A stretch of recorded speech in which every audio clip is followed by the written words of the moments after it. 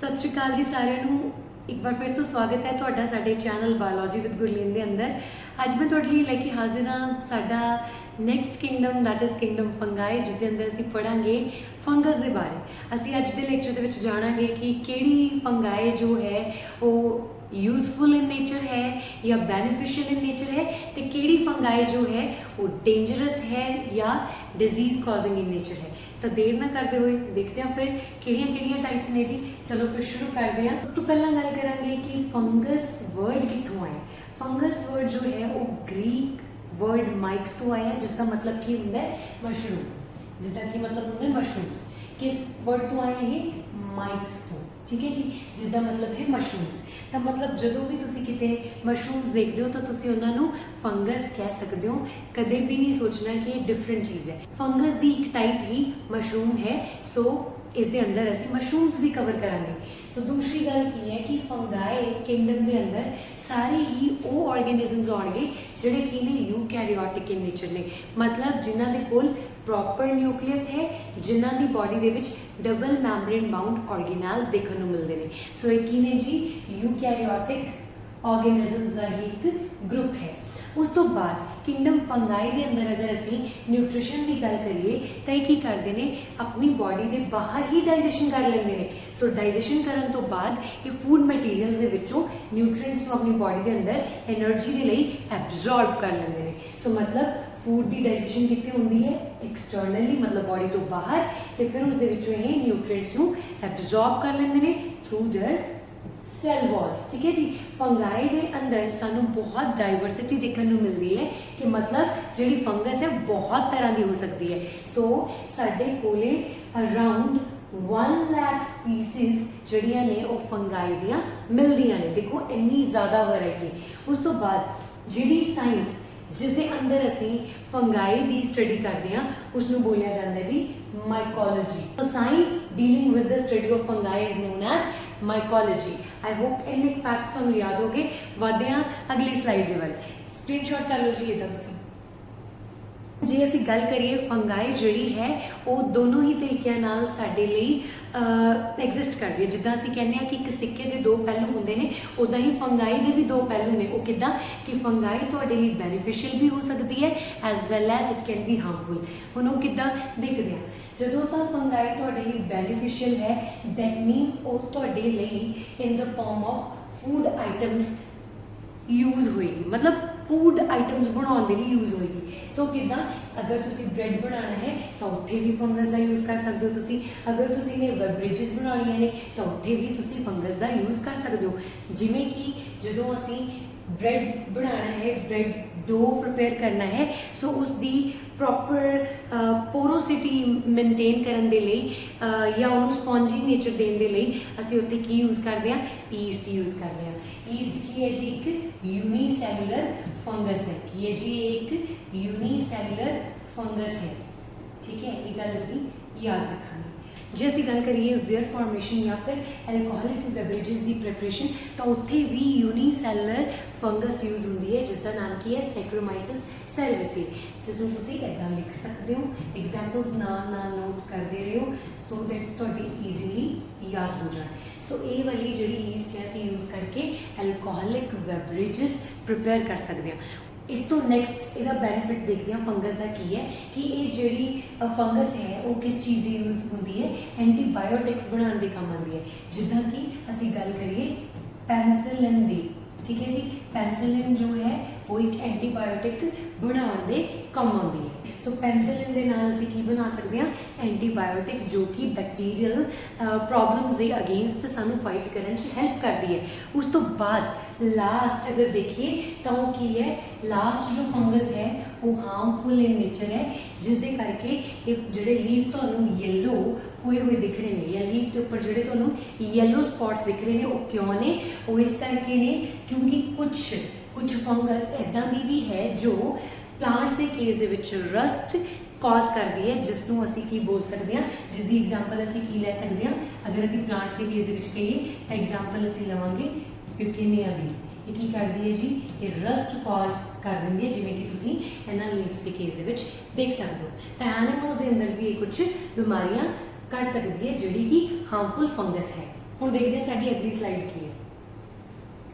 ਹੁਣ ਅਸੀਂ ਦੇਖਣ ਲੱਗੇ ਹਾਂ ਕਿ ਕਿੰਗਡਮ ਫੰਗਾਈ ਦੇ ਅੰਦਰ ਕਿਸ ਤਰ੍ਹਾਂ ਦੀ ਫੰਗਸ ਮਿਲਦੀ ਹੈ। ਸੋ ਸਭ ਤੋਂ ਪਹਿਲਾਂ ਅਸੀਂ ਦੇਖਦੇ ਹਾਂ ਕਿ ਫੰਗਸ ਕੈਨ ਬੀ ਯੂਨੀਸੈਲੂਲਰ, ਮਤਲਬ ਇੱਕ ਹੀ ਸੈੱਲ ਤੋਂ ਪੂਰੀ ਬਾਡੀ ਬਣੀ ਹੋ ਸਕਦੀ ਹੈ। ਸੋ ਜਿਵੇਂ ਕਿ ਅਸੀਂ ਈਸਟ ਦੀ ਗੱਲ ਕਰ ਸਕਦੇ ਹਾਂ, ਈਸਟ ਦੇ ਅੰਦਰ ਅਸੀਂ ਕਿਸ ਦੀ ਐਗਜ਼ਾਮਪਲ ਲੈ ਸਕਦੇ ਹਾਂ, ਐਸ ਸੈਰੀਵੇਸੀਏ ਦੀ ਜੀ। ਜੇ ਅਸੀਂ ਮਲਟੀ ਸੈਲੂਲਰ ਫੰਗਸ ਦੀ ਗੱਲ ਕਰੀਏ ਤਾਂ ਉੱਥੇ ਅਸੀਂ ਐਗਜ਼ਾਮਪਲ ਲੈ ਸਕਦੇ ਹਾਂ ਮੋਲਡ ਦੀ, ਬ੍ਰੈਡ ਮੋਲਡ, ਠੀਕ ਹੈ, ਬ੍ਰੈਡ ਮੋਲਡ जो कि एक मल्टी सैलुलर फंगस है जिसमें असीं राइजोपस के नाम नाल जानते हैं, ठीक है जी। सो राइजोपस की असीं इत्थे एग्जाम्पल ले सकते हैं। जेकर गल करिए फिलामेंटस फंगाई की तो उत्थे असीं एग्जाम्पल लवांगे एस्परजिलस की, किस दी एग्जाम्पल लवांगे, एस्परजिलस, ठीक है जी, जो कि तुहानूं इत्थे दिख भी रही है। एक ही है एस्परजिलस, ये मल्टी सैलुलर भी हो सकती है, ये फिर यूनीसैलुलर भी हो सकती है।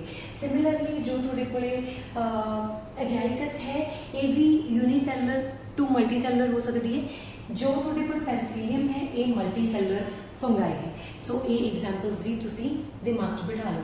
जो फिलामेंटस होंगी उस धागे धागे जो स्ट्रक्चर बन जाते हैं, एक धागियां का एक नैटवर्क जो बन जाता है जिसनों असी उस थ्रेड लाइक स्ट्रक्चर असी की बोलते हैं हाइफे, ठीक है जी। फिर उन्होंने जोड़ा नैटवर्क होंगे उसमें असी की बोल दें माइसीलियम। सो इन्नी एग्जाम्पल्स के नाल हुण देखते हैं अगे कि फंगस के होर किहड़े गुण ने, ठीक है जी।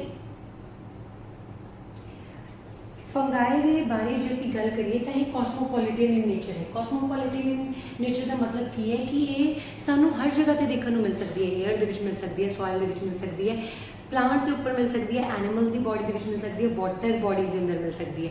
सो ये एक कॉस्मोपॉलिटन ऑर्गेनिज्म है।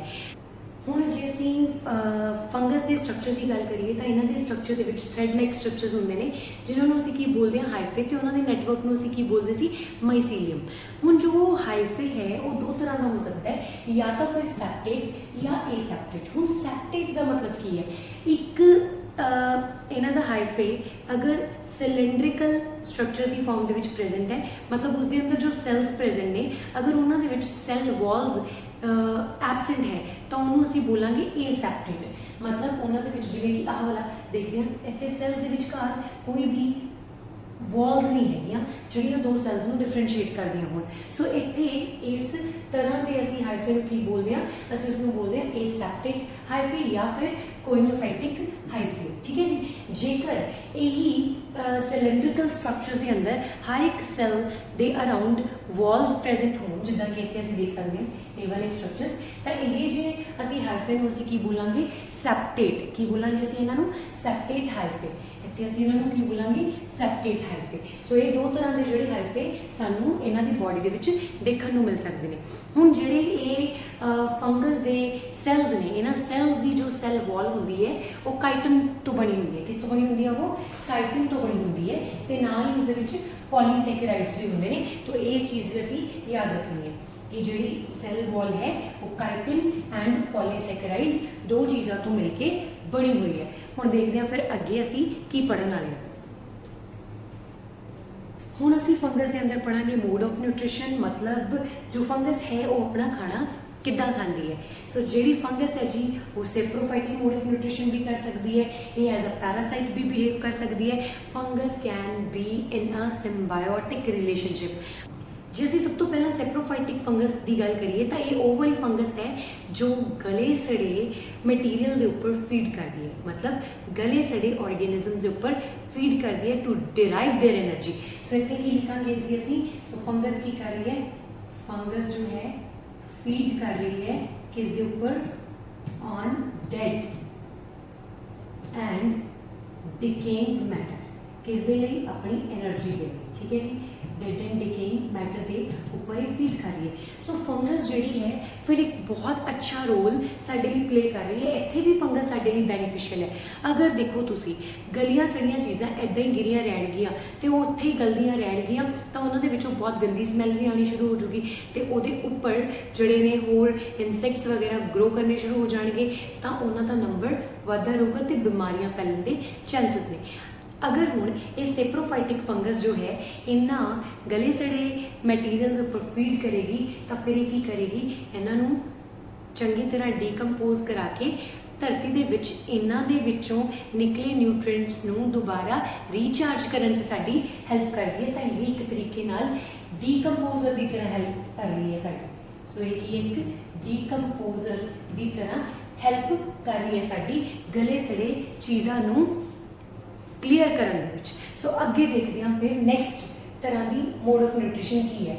दूसरा टाइप ये है कि जिहड़ी फंगस है वो पैरासिटिक मोड ऑफ न्यूट्रिशन भी शो कर सकती है, मतलब ये दूसरे ऑर्गेनिजम्स की बॉडी के ऊपर रह सकती है for the food and shelter. So ये की करती है depends on other organisms for food and shelter, मतलब अपने रहन के लिए ते अपने खाने के लिए ये दूसरे ऑर्गेनिजम्स के ऊपर फीड करती है। हुण जे असीं गल करिए सिम्बायोटिक की, सिम्बायोटिक का मतलब की है कि यही सिम्बायोटिक रिलेशनशिप दे विच रह रही है। या तो फंगस एल्गा दे नाल रह रही है फॉर देयर फूड, या फिर फंगस किस दे नाल रह रही है, प्लांट्स दियां रूट्स दे विच रह रही है एसोसीएशन बना के। सो इदां दा जिहड़ा इन्हां दा एक रिलेशन है, इसमें असीं की बोलते हैं सिम्बायोटिक रिलेशन। सिम्बायोटिक रिलेशनशिप के विच मैं तुहानूं कहा कि फंगस जो है वो एल्गा दे नाल भी रह सकती है तो प्लांट्स के नाल भी रह सकती है। इस बेसिस के उपर इन्होंने फिर डिफरेंट नाम दिते गए हैं। किवें जेकर तां जो फंगस है वो एल्गा दे नाल है एसोसीएशन दे विच, तो इस केस दे विच असीं इसनूं बोलांगे लाइकेन। की बोलांगे असीं इसनूं लाइकेन, ठीक है जी। जेकर असी फंगस नूं एसोसीएशन दे विच देखिए किस दे नाल, प्लांट्स दियां रूट्स दे नाल, ठीक है जी। प्लांट रूट्स दे नाल ये एसोसीएशन दे विच रह रही है फॉर देयर एनर्जी, तो उस चीज़ नूं असी की बोलदे हां माइकोराइजा, ठीक है जी। तो असीं उसनूं की बोलदे हां, उस एसोसीएशन नूं असीं बोलदे हां माइकोराइजा। सो इत्थे तुहानूं शॉर्ट क्वेश्चन आ सकते हैं कि दोस्तों माइकोराइजा की है या फिर लाइकेन की है। सो लाइकेन की है association of fungus with alga, and जो माइकोराइजा है वो की है association of fungus with plant roots. जेकर असीं हुण गल करिए मोड ऑफ रिप्रोडक्शन की, तो जिहड़ी फंगस है वो तीनों तरह के मोड ऑफ रिप्रोडक्शन शो कर सकती है, वैजीटेटिव भी, सैक्शुअल भी तो एसैक्शुअल भी। जेकर ये वैजीटेटिवली रिप्रोड्यूस कर रही है तो तुसीं इस दे लई याद करोगे BFF। बी तो याद करोगे कि ये बडिंग कर सकती है। बडिंग मतलब इसके अंदर फंगस के स्ट्रक्चर के ऊपर एक बड फॉर्म हो जाएगी जिसके अंदर इसका न्यूक्लियस भी डिवाइड होकर चला जाएगा। फिर फर्दर इसकी बड इसकी बॉडी तो डिटैच हो जाएगी तो जिथे जाके भी वो ग्रो करेगी तो एक नवी फंगस की फॉर्म के वो ग्रो करेगी। उस तो बाद अगर असीं गल करिए एफ डी, तो इसका मतलब की है कि फिजन कर सकती है, मतलब इसकी बॉडी में ये ब्रेक कर सकती है। तो जिन्ने पार्ट्स के विच अगर इन्हें दो पार्ट्स के ब्रेक करे तो दोनों ही जोड़े पार्ट्स होंगे वो नवी इंडिविजुअल की फॉर्म के ग्रो कर सकते होंगे। उस तो बाद ये फ्रैगमेंटेशन भी कर सकती है, मतलब अपनी बॉडी को फ्रैगमेंटेशन के थ्रू फ्रैगमेंट्स के विच तोड़ देगी, जिस दे विचों हर एक जोड़ा फ्रैगमेंट है वो एक नवा ऑर्गेनिज्म जो है वो बन सकता है। जे असीं गल करिए सैक्शुअल मोड ऑफ रिप्रोडक्शन की, इस तो याद कर लेना है कि इस दे विच स्पोर फॉर्मेशन के थ्रू की करेगी जिहड़ी है सैक्शुअल मोड ऑफ रिप्रोडक्शन करेगी। जे असीं इस सैक्शुअल मोड ऑफ रिप्रोडक्शन की गल करिए तो इत्थे ही कोनिडिया या फिर स्पोरेंजियो स्पोर्स के थ्रू रिप्रोडक्शन करेगी। ये चीज़ें सारी मैं तुम्हें डिटेल पढ़ाऊँगी, पहला बस यही इस चीज़ में इदा एक बार याद कर लो। जो तुम्हें ये याद हो गया तो बाकी चीज़ा याद करनिया बहुत सौखियां हो जाएगी। इसलिए मैं तुम्हें एक निमोनिक देन लगी हाँ। कई बार सानू नहीं याद रहता कि किहड़े जिहड़े स्ट्रक्चर्स ने वो सैक्शुअल रिप्रोडक्शन के टाइम पर बनते हैं तो किहड़े जिहड़े ने इन्हां दे विचों वो एसेक्शुअल मोड ऑफ रिप्रोडक्शन के टाइम पर बनते हैं। वो निमोनिक है जी बस एसी में बैठकर फिजिक्स की डीसी पांडे पढ़ो, ठीक है जी। डीसी पांडे बुक का नाम है, याद करो, ठीक है। बी तो याद करांगे असी, बी तो याद करांगे बैसिडोस्पोर्स, ए तो याद करांगे असी एस्कोस्पोर्स, ठीक है। बी तो याद करांगे असी बैसिडोस्पोर्स, ते ए तो याद करांगे असी एस्कोस्पोर्स, ठीक है जी। मैं तुहानूं हुणे याद कराया कि सैक्शुअल मोड ऑफ रिप्रोडक्शन दे विच की हुंदा स्पोर्स बनदे ने। तो स्पोर्स ये दो तरह के ने, या तो बैसिडोस्पोर्स या फिर एस्कोस्पोर। एस तो असीं की याद रखांगे सैक्शुअल मोड ऑफ रिप्रोडक्शन, ठीक है जी। सो जदों भी फंगस सैक्शुअली रिप्रोड्यूस करेगी तो ये स्पोर्स बना के रिप्रोड्यूस करेगी, या तो बैसिडोस्पोर्स या फिर एस्कोस्पोर्स। जे असीं गल करिए इन्हां सारियां दी जो पिछे बचे ये सारे के सारे जोड़े स्ट्रक्चर्स इत्थे फॉर्म होंगे वो सारे असीं एसेक्शुअल रिप्रोडक्शन के अंडर दिखांगे। हुण जे असीं एसी की गल करिए तो एसी का मतलब की है, ए का मतलब की है, ए का मतलब है एस्कोमाइसीट। ये फंगस की एक टाइप है। एस्कोमाइसीट्स नाम की फंगस के अंदर की बनता है जी, सी फॉर कोनिडिया, की बनता है कोनिडिया। मैं तुहानूं दस्सिया कि जदों ये सैक्शुअल मोड ऑफ रिप्रोडक्शन होएगी तो की होएगा कोनिडिया। तो एस्कोमाइसीट्स नाम की फंगस के अंदर कोनिडिया फॉर्म करके की होएगी रिप्रोडक्शन होएगी। हुण फिजिक्स से पी तो असीं याद करांगे फाइकोमाइसीट, की याद करांगे असीं फाइकोमाइसीट्स। इत्थे लिख लैंदे जी असीं फाइकोमाइसीट्स, ठीक है जी। फाइकोमाइसीट्स के अंदर स्पोरेंजियोस्पोर्स बनणगे, की बनणगे स्पोरेंजियोस्पोर्स बनणगे, ठीक है जी। मैं इत्थे लिख लियो स्पोरेंजियोस्पोर्स, स्पोरेंजियोस्पोर्स। जिहड़े स्पोरेंजियोस्पोर्स होंगे ये भी फर्दर की होंगे, ये दो तरह के होंगे, या तो फिर ये एप्लानोस्पोर्स होंगे या फिर ये जूस्पोर्स होंगे। ये लिए मैं इत्थे लिख देंगे, ठीक है जी। या तो फिर जूस्पोर्स या फिर एप्लानोस्पोर्स, ठीक है जी। सो ये भी की ने एसेक्शुअल स्पोर्स ने। एक ही केस बनते हैं फाइकोमाइसीट्स फंगस के केस बनते हैं। जे असीं गल करिए डीसी की, डीसी तो असीं की याद रखांगे, डी तो याद रखांगे ड्यूटेरोमाइसीट्स। किहड़ी फंगस याद करांगे इस तो ड्यूटेरोमाइसीट्स। ड्यूटेरोमाइसीट्स के केस दे विच असीं की देखांगे कि इत्थे भी कोनिडिया फॉर्म होणगे, की फॉर्म होणगे कोनिडिया फॉर्म होणगे। फटाफट इस चीज़ का स्क्रीनशॉट करो, निमोनिक एक बार फिर तो रिवाइज करो। बस एसी में बैठकर फिजिक्स की डीसी पांडे पढ़ो। बी तो याद करेंगे बैसिडोस्पोर्स, ए तो याद करेंगे एस्कोस्पोर्स, तो ये दोनों ही स्पोर्स सैक्शुअल रिप्रोडक्शन के टाइम से बनते हैं। उस तो बाद ए सी तो याद करना है, ए तो एस्कोमाइसीट्स के अंदर कोनिडिया फॉर्म करते हैं। पी तो याद करेंगे फाइकोमाइसीट्स जिसके अंदर स्पोरेंजियोस्पोर फॉर्म होंगे ने। डी तो याद करेंगे ड्यूटेरोमाइसीट्स जिसके अंदर कोनिडिया फॉर्म होंगे। फटाफट इसका स्क्रीनशॉट लो जी। हुण असीं फंगस दी टाइप्स की गल करन लगे हां। फंगस बेसिकली चार तरह की है, या तो फाइकोमाइसीट्स या फिर एस्कोमाइसीट, बैसिडोमाइसीट्स ते ड्यूटेरोमाइसीट्स। ये चार तरह की फंगस सानूं देखने को मिलूगी। ये असीं लाइफ साइकल्स भी डिटेल्स पढ़ांगे तो इन्हां दे न्यूट्रिशन के बारे भी पढ़ांगे वन बाय वन। सो जो सब तो पहला तुहानूं दिख रही है फाइकोमाइसीट है, जिस दे विच तुसीं राइजोपस की गल कर सकते हो, जो कि ब्रेड के ऊपर ग्रो करती है। सो राइजोपस दी एग्जाम्पल इत्थे तुसीं देख पा रहे हो, राइजोपस जिहड़ी है ब्रेड के ऊपर ग्रो कर रही है। उस तो बाद तुहाडे कोल एस्कोमाइसीट्स की गल आउंदी है। एस्कोमाइसीट्स दे विच तुहानूं वो सारियां फंगस के बारे गल करन नूं मिलूगी जिन्हां नूं असीं in the form of delicacies देखते हैं, जिहड़ियां कि बहुत महंगियां फंगस दे विचों आउंदी है, मशरूम दे विचों आउंदी है, जिन्होंने गुच्छी के नाम नाल भी आई थिंक जाने जाता है, जिसदियां काफ़ी मैडिसिनल प्रॉपर्टीज़ ने। ते जिहड़ी ये तुहाडे कोले इत्थे मशरूम दिख रही है जिन्हों असीं की बोलते हैं मोरल्स, ठीक है जी।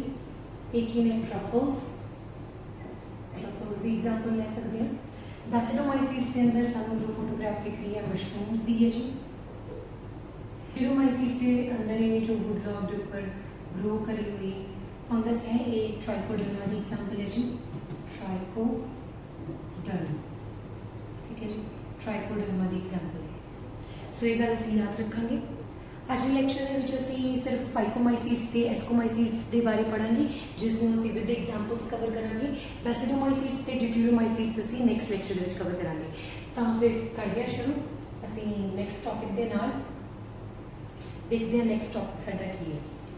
सब तो पहला असीं शुरू करन लगे हां फाइकोमाइसीट्स के बारे, जिस दे विच असीं एग्जाम्पल हुणे देख के आए किसदी राइजोपस दी, जिसनूं असीं की कह देंगे हम ब्रेड मोल्ड भी कह देंगे।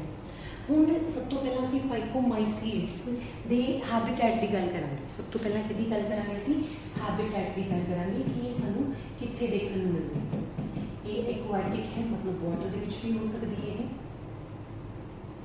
ਇਹ ਗਲੇ ਸੜੇ ਚੀਜ਼ਾਂ ਦੇ ਉੱਪਰ ਮਿਲ ਸਕਦੀ ਹੈ, ਮਤਲਬ ਜਿਵੇਂ ਕਿ ਇਹ ਆਪਾਂ ਕਹਿ ਸਕਦੇ ਹਾਂ ਡਿਕੇਇੰਗ ਵੁੱਡ ਦੇ ਉੱਪਰ, ਵੁੱਡ ਲੌਗਸ ਦੇ ਉੱਪਰ ਮਿਲ ਸਕਦੀ ਹੈ, ਜਾਂ ਡਿਕੇਇੰਗ ਮੈਟਰ ਦੇ ਉੱਪਰ ਮਿਲ ਸਕਦੀ ਹੈ ਜਿਵੇਂ ਕਿ ਬ੍ਰੈਡ ਦੇ ਉੱਪਰ ਮਿਲ ਸਕਦੀ ਹੈ, या फिर ये शेडी प्लेसिस या डैम प्लेसिस के उपर देखने को मिल सकती है। सो मतलब ये कितने मिलेगी सानू? एक्वाटिक इन नेचर है, डिकेइंग मैटर के उपर मिल सकती है, डिकेइंग वुड लकड़ी के उपर मिल सकती है सानू देखने को, या फिर सानू मॉइस्ट डैम प्लेसिस के उपर देखने को मिल सकती है। ठीक है जी, मॉइस्ट डैम प्लेसिस के उपर देखने को मिल सकती है, या फिर ये डेड एंड डिकेइंग मैटर के उपर भी सानू देखने को मिल सकती है, जिवें कि ब्रेड के उपर भी ये सानू देखने को मिल सकती है। सो ये एज अ ऑब्लिगेट पैरासाइट भी रह सकती है। ठीक है, एज अ ऑब्लिगेट पैरासाइट भी सानू देखने को मिल सकती है। इस तो बाद जे असीं इसकी रिप्रोडक्शन की गल करिए तो ये सैक्शुअली एज वैल एज सैक्शुअली दोनों ही तरीक़े नाल ग्रो कर सकती है। हुण ये सैक्शुअल मोड ऑफ रिप्रोडक्शन किदां करते हैं? ये स्पोरेंजियो स्पोर्स बनाउंदे सिखाया सी मैं तुहानूं। स्पोरेंजियो स्पोर्स जो मैं तुहानूं सिखाया सी फिजिक्स तो मैं तुहानूं याद कराया सी पी तो फाइकोमाइसीड्स ते एस तो याद कराया सी स्पोरेंजियो स्पोर्स। ਹੁਣ ਇਹ ਸਪੋरेंजियो स्पोर्स मैं ਤੁਹਾਨੂੰ सिखाई सी भी दो तरह के हो सकते हैं। किहड़े तरह के? या तो फिर जूस्पोर्स बनाउणगे या फिर की बनाउणगे? ये प्लैनोस्पोर्स। ठीक है जी, ये प्लैनोस्पोर्स। जेकर इन्हां दे विच गैमीट्स जदों फॉर्म होणगे, वो गैमीट्स जदों फ्यूज करनगे तो की बनाउणगे? जाइगोस्पोर। ਹੁਣ ਜਿਹੜੇ ਇਹਨਾਂ ਦੇ ਗੈਮੀਟਸ ਨੇ ਉਹਨਾਂ ਦੀ ਮੋਰਫੋਲੋਜੀ ਦੀ ਜੇ ਗੱਲ ਕਰੀਏ ਤਾਂ ਉਹ ਆਈਸੋਗੇਮਸ ਵੀ ਹੋ ਸਕਦੇ ਨੇ, ਮਤਲਬ ਸਿਮਿਲਰ ਸਾਈਜ਼ ਸ਼ੇਪ ਦੇ ਹੋ ਸਕਦੇ ਨੇ, ਮਤਲਬ ਉਹਨਾਂ ਦੀ ਮੋਰਫੋਲੋਜੀ ਸੇਮ ਹੋਗੀ। ਜੇ ਅਸੀਂ ਗੱਲ ਕਰੀਏ ਕਿ ਉਹਨਾਂ ਦੀ ਮੋਰਫੋਲੋਜੀ ਡਿਫਰੈਂਟ ਹੈ ਤਾਂ ਅਸੀਂ ਕਹਾਂਗੇ ਉਹ ਕੀ ਨੇ? ਐਨੇਸੋਗੇਮਸ ਨੇ, ਮਤਲਬ ਉਹਨਾਂ ਦੀ ਸ਼ੇਪ ਐਂਡ ਸਾਈਜ਼ ਸੇਮ ਨਹੀਂ ਹੈ। ਤਾਂ ਗੈਮੀਟਸ ਅੱਗੇ ਫਿਊਜ਼ ਹੋ ਕੇ ਕੀ ਬਣਾ ਰਹੇ ਨੇ? ਜ਼ਾਈਗੋਸਪੋਰ। ਇਹ ਗੱਲ ਅਸੀਂ ਯਾਦ ਰੱਖਾਂਗੇ। So this was all about the reproduction in case of फाइकोमाइसीड्स।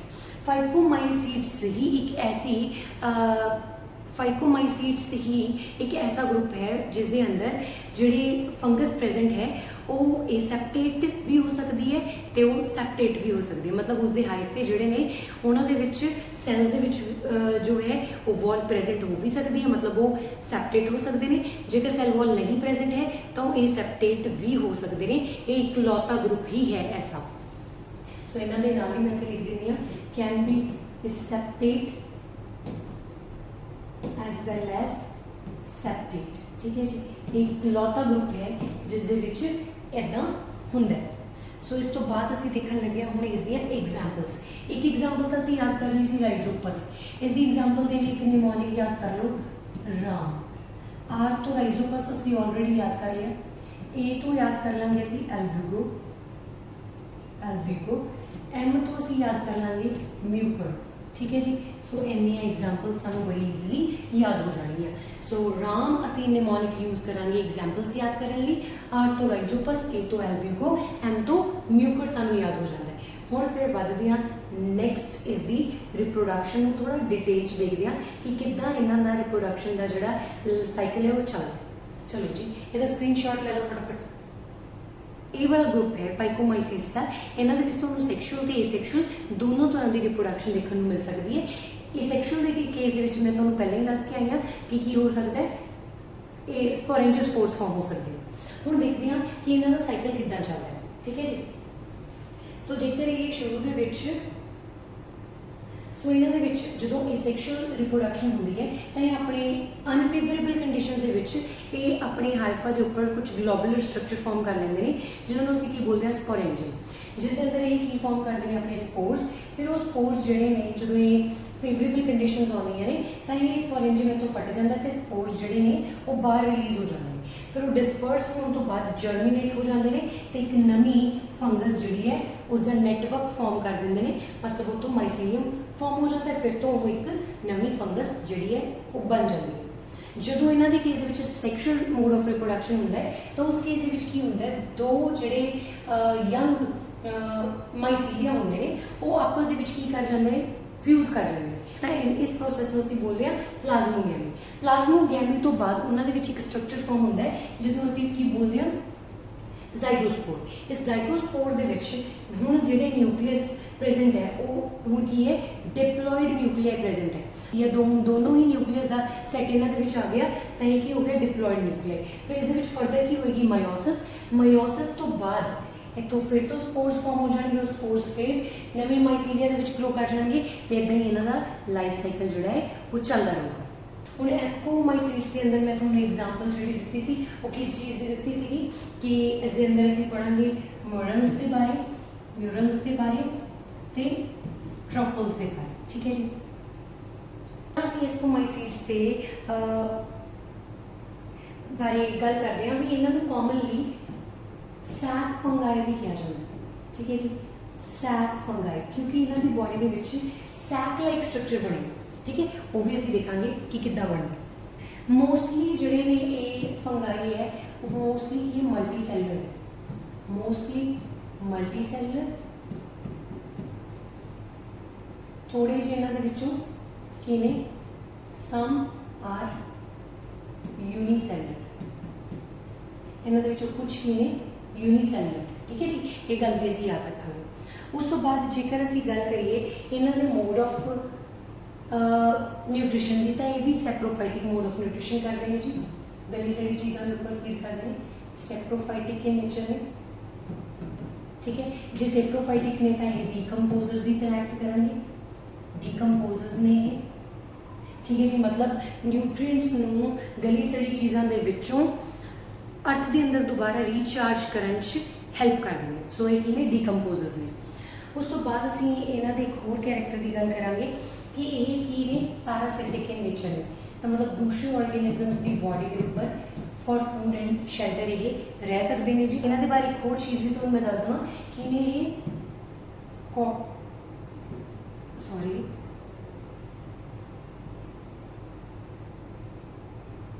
ਇਹਨਾਂ ਦੇ ਬਾਰੇ ਇੱਕ ਹੋਰ ਚੀਜ਼ ਵੀ ਹੈ ਕਿ ਇਹ ਕੋਪਰੋਫਾਈਲਸ ਨੇ। ਕੋਪਰੋਫਾਈਲਸ ਦਾ ਮਤਲਬ ਕੀ ਹੈ ਕਿ ਇਹ ਗਰੋ ਕਰ ਸਕਦੇ ਨੇ ਔਨ ਕਾਊ ਡੰਗ, ਠੀਕ ਹੈ ਜੀ। ਸੋ ਇਹ ਜਿਹੜੇ ਐਨੀਮਲਸ ਨੇ ਉਹਨਾਂ ਦੇ ਵੇਸਟ ਦੇ ਉੱਪਰ ਵੀ ਗਰੋ ਕਰ ਸਕਦੇ ਨੇ। ਇਹਨਾਂ ਦੇ ਵਿੱਚ ਜਿਹੜਾ ਹਾਈਫੇ ਹੁੰਦਾ ਹੈ, ਹਾਈਫੇ ਉਹ ਇਹਨਾਂ ਦੇ ਸੈਪਟੇਟ ਵੀ ਹੋਣਗੇ ਐਂਡ ਬ੍ਰਾਂਚਡ ਵੀ ਹੋਣਗੇ। ਇਹਦਾ ਮਤਲਬ ਕੀ ਹੈ, ਇਹਦਾ ਮਤਲਬ ਇਹ ਹੈ ਕਿ ਜੇਕਰ ਇਹਨਾਂ ਦਾ ਇੱਕ ਸੈਪਟੇਟ ਹੈ, ਇਹ ਇਹਨਾਂ ਦਾ ਹਾਈਫੇ ਹੈ ਤਾਂ ਇਹਦੀ ਦੇਖੋ ਬ੍ਰਾਂਚਿੰਗ ਵੀ ਹੋ ਰਹੀ ਹੈ। ਬ੍ਰਾਂਚਿੰਗ ਦੇ ਨਾਲ ਨਾਲ ਇੱਥੇ ਇਹਨਾਂ ਦੇ ਵਿੱਚ ਸੈਪਟਾ ਵੀ ਪ੍ਰੈਜ਼ੈਂਟ ਨੇ, ਮਤਲਬ ਸੈਲਸ ਦੇ ਵਿੱਚ ਵਾਲਸ ਵੀ ਪ੍ਰੈਜ਼ੈਂਟ ਨੇ, ਠੀਕ ਹੈ ਜੀ। ਸੋ ਇਹ ਕੀ ਨੇ, ਸੈਪਟੇਟ ਐਜ਼ ਵੈਲ ਐਜ਼ ਬ੍ਰਾਂਚਡ ਇਨ ਨੇਚਰ, ਠੀਕ ਹੈ ਜੀ। ਇਹ ਗੱਲ ਅਸੀਂ ਯਾਦ ਰੱਖਾਂਗੇ। ਫਟਾਫਟ ਇਸ ਦਾ ਸਕਰੀਨਸ਼ਾਟ ਕਰੋ, ਫਿਰ ਅਸੀਂ ਅੱਗੇ ਪ੍ਰੋਸੀਡ ਕਰਾਂਗੇ। ਹੁਣ ਅਸੀਂ ਇਸ ਫੰਗਸ ਦੇ ਅੰਦਰ ਮੋਡ ਆਫ ਰਿਪਰੋਡਕਸ਼ਨ ਦੀ ਗੱਲ ਕਰਾਂਗੇ। ਮੋਡ ਆਫ ਰਿਪਰੋਡਕਸ਼ਨ ਸੈਕਸ਼ੂਅਲੀ ਤੇ ਏਸੈਕਸ਼ੂਅਲੀ ਦੋਨਾਂ ਤਰੀਕਿਆਂ ਨਾਲ ਹੋ ਸਕਦਾ ਹੈ। ਜਦੋਂ ਸੈਕਸ਼ੂਅਲੀ ਹੋਊਗਾ ਤਾਂ ਕੀ ਹੋਊਗਾ, ਇੱਕ ਫੰਗਸ ਦੇ ਐਗਜ਼ੋਜੀਨੀਅਸਲੀ ਕੋਨਿਡੀਆ ਫਾਰਮ ਹੋਣੇ ਸ਼ੁਰੂ ਹੋ ਜਾਣਗੇ, ਮਤਲਬ ਉਸ ਫੰਗਸ ਦੇ ਬਾਹਰ ਕੀ ਗਰੋ ਕਰਨੇ ਸ਼ੁਰੂ ਹੋ ਜਾਣਗੇ, ਕੋਨਿਡੀਆ। ਜਦੋਂ ਬਾਹਰ ਵੱਲ ਕੋਨਿਡੀਆ ਫਾਰਮ ਹੋਣੇ ਸ਼ੁਰੂ ਹੋ ਜਾਣ ਤਾਂ ਅਸੀਂ ਉਸ ਨੂੰ ਕੀ ਕਹਿ ਰਹੇ ਹਾਂ ਕਿ ਐਗਜ਼ੋਜੀਨੀਅਸਲੀ ਕੋਨਿਡੀਆ ਫਾਰਮ ਹੋ ਰਹੇ ਨੇ, ਮਤਲਬ ਉਹਦੇ ਸਪੋਰ ਫਾਰਮ ਹੋ ਰਹੇ ਨੇ। ਹੁਣ ਇੱਥੋਂ ਜਿਹੜੇ ਕੋਨਿਡੀਆ ਫਾਰਮ ਹੋ ਗਏ, ਫਰਦਰ ਜਦੋਂ ਇਹ ਅੱਗੇ ਜਾ ਕੇ ਜਰਮੀਨੇਟ ਕਰ ਜਾਣਗੇ, ਤੋਂ ਰਿਲੀਜ਼ ਹੋ ਕੇ ਜਰਮੀਨੇਟ ਕਰ ਜਾਣਗੇ ਤਾਂ ਇਹ ਇੱਕ ਨਵੀਂ ਫੰਗਸ ਨੂੰ ਫਾਰਮ ਕਰ ਦੇਣ। ਇੱਥੇ ਜਰਮੀਨੇਸ਼ਨ ਹੋਈ, ਜਰਮੀਨੇਸ਼ਨ ਤੋਂ ਬਾਅਦ ਇਹ ਸਟਰਕਚਰ ਬਣਿਆ, ਫਿਰ ਇੱਥੇ ਪੂਰੀ ਦੁਬਾਰਾ ਫੰਗਸ ਜਿਹੜੀ ਹੈ ਉਹ ਗਰੋ ਕਰ ਗਈ। ਇਸ ਤਰੀਕੇ ਨਾਲ ਇਹਨਾਂ ਦਾ ਕੀ ਹੋ ਗਿਆ, ਇਹ ਸੈਕਸ਼ੂਅਲ ਮੋਡ ਆਫ ਰਿਪਰੋਡਕਸ਼ਨ ਤਾਂ ਖਤਮ ਹੋ ਗਿਆ, ਜੋ ਕਿ ਬਹੁਤ ਸਿੰਪਲ ਸੀਗਾ। ਬਟ ਇਹਨਾਂ ਦਾ ਜਿਹੜਾ ਸੈਕਸ਼ੂਅਲ ਮੋਡ ਆਫ ਰਿਪਰੋਡਕਸ਼ਨ ਹੈ ਉਸ ਦੇ ਵਿੱਚ ਕੀ ਹੁੰਦਾ ਹੈ ਕਿ ਇਹੀ ਕੋਨਿਡੀਆ ਜਦੋਂ ਫਰਦਰ ਕਿਸੇ ਹੋਰ ਫੰਗਸ ਦੇ ਕੋਨਿਡੀਆ ਦੇ ਨਾਲ ਜਾ ਕੇ ਫਿਊਜ਼ ਹੋਊਗਾ ਤਾਂ ਉੱਥੋਂ ਇਹ ਇੱਕ ਸਟਰਕਚਰ ਬਣਾਏਗਾ ਜਿਸ ਨੂੰ ਅਸੀਂ ਕੀ ਬੋਲਦੇ ਹਾਂ, ਐਸਕੋਗੋਨੀਅਮ, ਜਿਸ ਨੂੰ ਅਸੀਂ ਕੀ ਬੋਲਦੇ ਹਾਂ, ਐਸਕੋਗੋਨੀਅਮ। ਇਸ ਐਸਕੋਗੋਨੀਅਮ ਦੇ ਅੰਦਰ ਕੀ ਹੁੰਦਾ ਹੈ, ਕਈ ਸਾਲਾਂ ਤੱਕ ਇਹਨਾਂ ਦਾ ਜਿਹੜਾ ਹੈ ਇਹ ਮਤਲਬ ਇਹਦਾ ਨਿਊਕਲੀਅਸ ਤੇ ਇਹਦਾ ਨਿਊਕਲੀਅਸ ਇਸ ਸਟਰਕਚਰ ਦੇ ਅੰਦਰ ਕਈ ਸਾਲਾਂ ਤੱਕ ਕੀ ਹੁੰਦਾ ਹੈ, ਬਿਨਾਂ ਫਿਊਜ਼ ਹੋਏ ਰਹਿੰਦੇ। ਕਈ ਵਾਰ ਇਹਨਾਂ ਨਿਊਕਲੀਅਸ ਦੇ ਵਿੱਚ ਫਿਊਜ਼ਨ ਹੀ ਨਹੀਂ ਹੁੰਦੀ 100 ਸਾਲ ਤੱਕ। ਹੁਣ ਇਹ ਜਿਹੜਾ ਫੇਜ਼ ਹੁੰਦਾ ਹੈ ਉਸ ਨੂੰ ਅਸੀਂ ਕੀ ਬੋਲਦੇ ਹਾਂ, ਡਾਈ ਕੈਰੀਓਨ ਫੇਜ਼। ਉਸ ਨੂੰ ਅਸੀਂ ਕੀ ਬੋਲਦੇ ਹਾਂ, ਡਾਈ ਕੈਰੀਓਨ ਫੇਜ਼, ਜਿਸ ਦੇ ਵਿੱਚ ਨਿਊਕਲੀਅਸ ਐਸ ਸੱਚ ਮਤਲਬ ਇੱਦਾਂ ਪਏ ਨੇ ਵਿਦਆਊਟ ਫਿਊਜ਼ਨ। ਤਾਂ ਇਹ n+n ਕੰਡੀਸ਼ਨ ਹੁੰਦੀ ਹੈ ਜਿਸ ਨੂੰ ਅਸੀਂ ਡਾਈ ਕੈਰੀਓਨ ਫੇਜ਼ ਬੋਲਦੇ ਹਾਂ। ਅਤੇ ਜਦੋਂ ਫਿਊਜ਼ਨ ਹੋ ਜਾਂਦੀ ਹੈ, ਫਿਊਜ਼ਨ ਤੋਂ ਬਾਅਦ ਕੀ ਹੁੰਦਾ ਹੈ, ਜੇਕਰ ਫਿਊਜ਼ਨ ਹੋ ਜਾਂਦੀ ਹੈ ਦੋਨੋਂ ਹੀ ਨਿਊਕਲੀਅਸ ਦੀ, ਤਾਂ ਇਸ ਨੂੰ ਅਸੀਂ ਬੋਲਦੇ ਹਾਂ ਕੈਰੀਓਗੈਨੀ। ਇਸ ਨੂੰ ਅਸੀਂ ਕੀ ਬੋਲਦੇ ਹਾਂ, ਕੈਰੀਓਗੈਨੀ। ਹੁਣ ਇੱਥੇ ਫਿਊਜ਼ਨ ਤੋਂ ਬਾਅਦ ਕੀ ਹੋਏਗਾ, ਇਹਨਾਂ ਐਸਕੀ ਦੇ ਅੰਦਰ ਆ ਜੋ ਐਸਕੀ ਨੇ ਜਿਨ੍ਹਾਂ ਨੂੰ ਇਕੱਲੇ ਇਕੱਲੇ ਨੂੰ ਅਸੀਂ ਐਸਕਸ ਬੋਲ ਸਕਦੇ ਹਾਂ, ਇੱਥੇ 4 ਸਪੋਰਸ ਬਣ ਜਾਣਗੇ ਐਜ਼ ਅ ਰਿਜ਼ਲਟ ਆਫ ਮਾਈਓਸਿਸ। ਠੀਕ ਹੈ ਜੀ। ਤਾਂ ਮਾਈਓਸਿਸ ਤੋਂ ਬਾਅਦ ਇੱਥੇ ਫਿਰ ਹੋਏਗੀ ਮਾਈਟੋਸਿਸ। ਮਾਈਟੋਸਿਸ ਤੋਂ ਬਾਅਦ ਕੀ ਹੋਏਗਾ, ਇਹਨਾਂ 4 ਤੋਂ ਫਰਦਰ 4 ਹੋਰ, ਮਤਲਬ ਇਹਨਾਂ ਦੇ ਵਿੱਚ ਟੋਟਲ 8 ਕੀ ਹੋ ਜਾਣਗੇ, ਸਪੋਰ ਫਾਰਮ ਹੋ ਜਾਣਗੇ। ਇਹ ਐਸਕਸ ਹੈ ਜੋ ਕਿ ਕਿਹਦੇ ਚ ਪ੍ਰੈਜ਼ੈਂਟ ਨੇ, ਇਹ ਕਿਸ ਚ ਪ੍ਰੈਜ਼ੈਂਟ ਨੇ, ਐਸਕੋਕਾਰਪ ਦੇ ਅੰਦਰ ਪ੍ਰੈਜ਼ੈਂਟ ਨੇ। ਇਹ ਐਸਕੋਕਾਰਪ ਤੋਂ ਫਟ ਜਾਏਗਾ ਤੇ ਜਿਹੜੇ ਇਹਦੇ ਵਿੱਚੋਂ ਸਪੋਰਸ ਨੇ ਉਹ ਰਿਲੀਜ਼ ਹੋ ਜਾਣਗੇ। ਇਹ ਸਪੋਰਸ ਫਰਦਰ ਜਾ ਕੇ ਜਰਮੀਨੇਟ ਹੋ ਜਾਣਗੇ ਤੇ ਨਵੀਂ ਇੱਕ ਫੰਗਸ ਫਾਰਮ ਕਰ ਦੇਣਗੇ। ਇਸ ਤਰੀਕੇ ਨਾਲ ਇਹਨਾਂ ਦਾ ਸਾਈਕਲ ਜਿਹੜਾ ਹੈ ਉਹ ਖਤਮ ਹੋ ਜਾਏਗਾ। तो ये एस्कोकार्प सीगा, ये एस्कोकार्प की है, ये बेसिकली एक सैक लाइक स्ट्रक्चर है। ठीक है, सैक लाइक स्ट्रक्चर जिस दे अंदर इसके स्पोर्स पई सी। इसे करके इस फंगस नूं असीं सैक फंगस या सैक लाइक फंगस भी बोलते हैं। So this was all about the life cycle of the ascomycetes. ਹੁਣ ਇਹਦੇ ਨਾਲ ਹੀ ਸਾਡਾ ਲੈਕਚਰ ਜਿਹੜਾ ਹੈ ਉਹ ਐਂਡ ਹੁੰਦਾ। ਆਈ ਹੋਪ ਤੁਹਾਨੂੰ ਇਹ ਲੈਕਚਰ ਬਹੁਤ ਪਸੰਦ ਆਇਆ ਹੋਊਗਾ। ਜੇਕਰ ਤੁਹਾਨੂੰ ਇਸ ਲੈਕਚਰ ਦੇ ਵਿੱਚ ਕੋਈ ਵੀ ਡਾਊਟਸ ਨੇ ਤਾਂ ਤੁਸੀਂ ਕਮੈਂਟ ਸੈਕਸ਼ਨ ਦੇ ਵਿੱਚ ਆਪਣੇ ਡਾਊਟਸ ਜਿਹੜੇ ਨੇ ਇਨ ਅ ਫਾਰਮ ਆਫ ਕੁਐਸਚਨ ਤੁਸੀਂ ਪੁੱਛ ਸਕਦੇ ਹੋ ਤੇ ਡੈਫੀਨੇਟਲੀ ਮੈਂ ਤੁਹਾਡੇ ਡਾਊਟਸ ਜਿਹੜੇ ਆ ਉਹ ਕਲੀਅਰ ਕਰੂੰਗੀ। ਇਸ ਦਾ ਨੈਕਸਟ ਜਿਹੜਾ ਪਾਰਟ ਹੋਊਗਾ ਜਲਦੀ ਹੀ ਤੁਹਾਡੇ ਨਾਲ ਸ਼ੇਅਰ ਕੀਤਾ ਜਾਊਗਾ, ਜਿਸ ਦੇ ਅੰਦਰ ਅਸੀਂ ਬੈਸਿਡੋਮਾਈਸੀਟਸ ਤੇ ਡਿਊਟੇਰੋਮਾਈਸੀਟਸ ਦੇ ਬਾਰੇ ਕਵਰ ਕਰਾਂਗੇ। ਜੇ ਤੁਹਾਨੂੰ ਲੈਕਚਰ ਚੰਗਾ ਲੱਗਿਆ ਤਾਂ ਲਾਈਕ, ਸ਼ੇਅਰ ਤੇ ਸਬਸਕ੍ਰਾਈਬ ਜ਼ਰੂਰ ਕਰਨਾ। Thank you for watching.